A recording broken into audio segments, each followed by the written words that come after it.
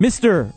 Moe Khan will now join us. Moe Khan 19 on Twitter.com, a CIS and CFL reporter here on TSN 990. You can also see his work on GamePointsRadio.com, routinely covering the Montreal Alouettes. What's going on, Mo?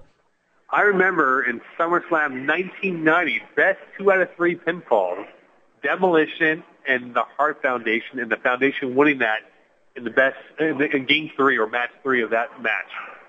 Wow. Now, Mo, more importantly, what do you got? Black sweatpants, gray sweatpants today? No, I'm in shirts and tie here, sir. Wow. Yeah. I almost fell off my seat here. That's unbelievable. So shirt and the tie, but you didn't, and the sweatpants, right? No sweatpants today, oh, sir. Okay, so you didn't just iron them to try and pass them off as pants? No, not at all. Oh, all right, Mo, let's talk about the Alouettes. Big victory in Edmonton. Not a lot they didn't do right in that one. Kind of shocking the way they came out against a pretty good defense, huh? Without Jamel Richardson and Whitaker. Pretty good sign. What they did was in that football game was simplify their philosophies. They went with an easy offense with Anthony Calvillo making quick passes off the line of scrimmage. Their defense played very well, and as I told Sean Campbell, Mitch Gallo during the Owls this week on Wednesday, they had to be aggressive and get under Stephen Giles' skin right away. And you saw early on in that football game, the big hit by Dwight Anderson on Fred Stamps kind of set the tone for the football game, that it was going to be a physical game, and you saw that the Eskimos weren't as confident catching the football, and Giles looked a bit rattled throughout the football game where the Owls were able to control the tempo. And as you said before, the Owls played really well, especially their defense when they have a big lead, and the Eskimos were in chase mode throughout the 4 quarters and couldn't catch up with the Alouettes. Yeah, it's funny. You and I were talking about how we may see some more trick plays and an opened up playbook, and they simplified things and it worked well, which is great for them. Looking at that defense, though, Mo, first half, Stephen Giles, not the greatest quarterback in the world, but he is mobile, and to see that many sacks piled up in the first half, a great sign. It was, and I think Anwar Stewart made a great point on the Stu and Khan Power Hour show. All right, stop plugging every other show. He made a great point that the Owls defense, in particular, Dion had to play lights out, and they played lights out in that football game and really controlled the tempo. And you saw John Bowman, you saw Alan Michael Cash, you saw Ingram, you saw all these guys in the front seven get into the backfield and make football plays. And Stephen Giles did not look comfortable, and you saw what happened. He got hurt late in the third quarter, had to be replaced by Terry Joseph, and it was all she wrote pretty much with the Owls winning that football game by an easy score. All right, Mo, elsewhere in that game, obviously a rookie running back, first ever start in the CFL. Pretty good performance by Mr. Valentine, huh? It was a good performance for sure, but you look at Victor Anderson in particular, who had a great game, over 20 touches of the football, over 130 yards total yards in the football game itself. He had a great game, and he really got himself immersed early in the football game with some good pass protection. And that's the question that comes up now. Will Mark Trestman consider using Victor Anderson and Brandon Whitaker as a 1-2 punch to alleviate the number of touches that Whitaker will have for the next 11 weeks or 11 games that they will have to go through from here until the end of October? All right, elsewhere in that game, Mo, special teams, it's been a concern the last few years. Your thoughts in that game? I thought specials played okay. I thought they had a good first half, but then the second half, the block punt kind of set the sails in a different direction. And again, we've spoken about this before, Matthew, that the Owls have to correct this. And again, with Andy Bischoff being the special teams coach, the O-line assistant coach, and other hats as the coach for the Alouettes, they have to figure out for next year to get a guy who will oversee special teams, because there are far too many holes that they have given up a lot of big. And come October and November, as you said about the Alouettes back in 08, 09, and 2010, always won a lot of football games through their special teams, so they need to get that corrected and make sure that they don't have too many block punts or returns for touchdowns.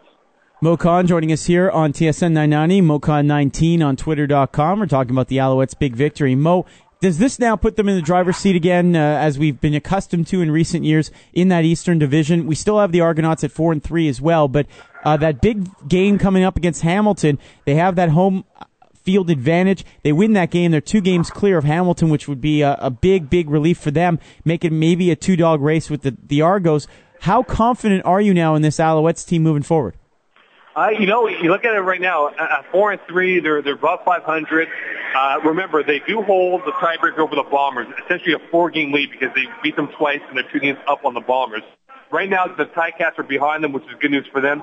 But their main concern is to beat the Ticats to keep that tiebreaker record, and then focus in on BC afterwards. Because come September, they will play Toronto and they will play Hamilton a combined 3 or 4 times before the season is out. So they can definitely make up the lost ground that they gave up to the Argos and Ticats. But this Thursday game will be huge for them because it's a home game. And remember the last time that Hamilton played in Montreal, they won the playoff game at the Big O. So there is a lot to be played for this Alouettes team to regain the respect that they lost to the Ticats last year and then into this year. All right, and looking at Jamel Richardson and Whitaker, who both missed that game, what's their status coming into the other game? And their replacements, Valentine, and I guess more balls for Brandon London. These guys looking pretty good.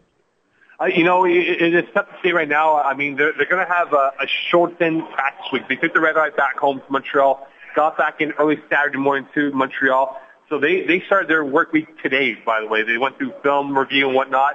So this will be a short week of walkthroughs and whatnot. And you wonder if they're going to want to have Jamel play in this football game against the Ticats. Because, again, Hamilton's run defense has been very atrocious this year. Last in rush yards given up. So you figure Victor Anderson and, of course, Brandon Whitaker may want to play in this football game. But with Jamel, for the long term, you want it to be healthy because you can see right now that Brandon London, Brian Brown, SJ Green were able to carry the load. So I think there isn't much pressure for Jamel to come back right away. Let him heal up, rest up, let him focus, get ready for the second half of the CFL season. Moe Khan, and elsewhere in the league, Moe Khan, if you're a Tiger Cat fan, are you worried?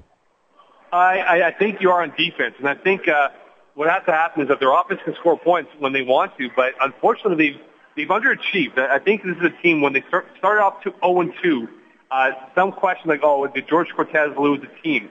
And then they rebounded and came back strong through the middle half of the season. But now, moving ahead, this team has to figure out what they have to be. Are they going to be a pass team first, which I think they will? Siobhan Walker is banged up. Avon Corbin got some reps today in practice, but it's their defense that I'm more concerned. And this has been an issue that I said would be on the forefront, is their front four, which they lost so many bodies through free agency, through the NFL, and cuts. So that's why they have to figure it out, whether they want to bring in, say, Anwar Stewart or another D lineman. They have to replenish that and get that figured out because they can ill afford to give up the run game where this is a pass league first anyway. You know, Mo, we spoke with Matt Cause earlier, and he said, it's boring. The Alouettes are back where they always are. Same old thing, kind of boring. But the Argos aren't going to go away either. They look like they're pretty good right now in terms of where they stand, especially with Corey Boyd not being there and still winning on the road against Calgary. Very big win for them. They look like it'll be tough to beat them down the stretch as well. You know, Matt, that's the key for them. They have 2 key road victories this year where they went into Montreal, one over here, and went into Calgary, one over there. They're learning as they're going over here, and that's why this Argo team, like I said to you, I think this Argo team will be a Grey Cup contender in 2013. I think 2012, even though the city of Toronto is hosting the Grey Cup, I know a lot of people would like for them to be in the Grey Cup. I don't know if they have enough weapons to make that deep run. I think they're lacking that big, explosive receiver that they need to sign during the offseason, which will happen. So let's see what they do this year. I think this is a great stepping stone for this franchise to reclaim itself as being one of the premier CFL teams that they once were back in the 70s, 80s, and part of the early 90s. All right, Mo, you're back in studio Tuesday or not? I can't remember. I can't keep track. I believe I am. I will confirm with you within 24 hours. Wow. All right. I can't wait, Mo. I cannot wait. So are you guys going to have your top 5 SummerSlam matches? I don't know. That's up to Dave Simon. He's running the show, my friend. That's how it should be. Oh, look at that. All right, Mo. Well, we'll see you Tuesday or not. Absolutely. I don't really care. But thanks for your time tonight. Appreciate it. As always, guys. Have a great night. All right. There you go. That's Moe Khan. Game Points here on TSN 990.